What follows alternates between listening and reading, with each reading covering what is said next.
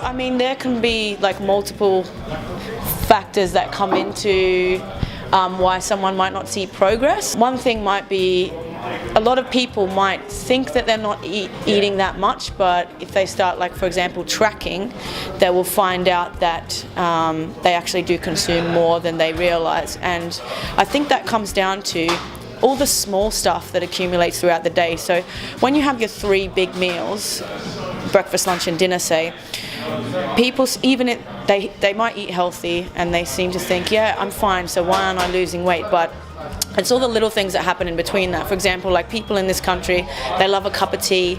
They're likely to have sugar in that, and what goes with tea? Well, it's biscuits, isn't it? So it's, you know, you're having a couple of those a day, that's 500 extra calories right there.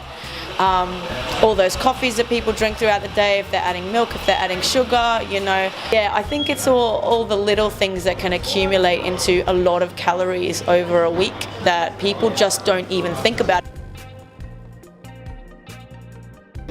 So it's really hard to give general guidelines for everyone because everyone's different and they respond differently to different diets. The thing with diets is they all work as long as they create a calorie deficit. So first thing I would say before you even start thinking about what to eat is finding a diet that actually works for you and fitting in with your lifestyle.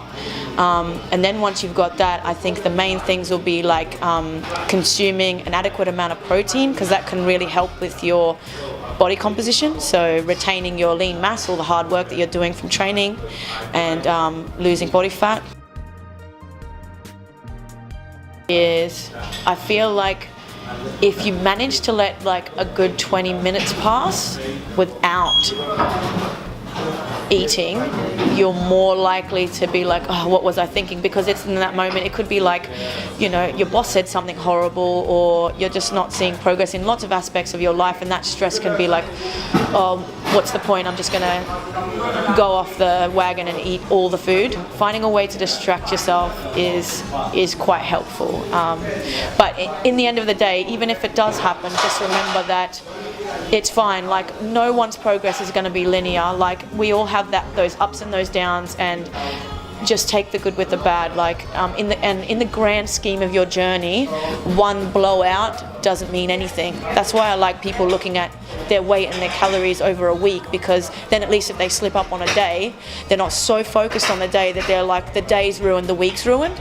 They're like, I can still actually fit this in, still make progress, even though I ate all this food. So it's a much better, yeah, just don't. Basically, I'm going to keep saying this, don't put so much pressure on yourself, because that's what I see. That's where a lot of this stuff stems from, is people get really stressed out about it, and they just like isolate this one incident into the whole thing. They think because they had this one slip up that the whole diet is ruined, that they can't do it. It's like, yeah, you can. We all have slip ups. No one's perfect, but just roll with it. You're going to be fine. In the grand scheme of your journey, it's a drop in the ocean, you know.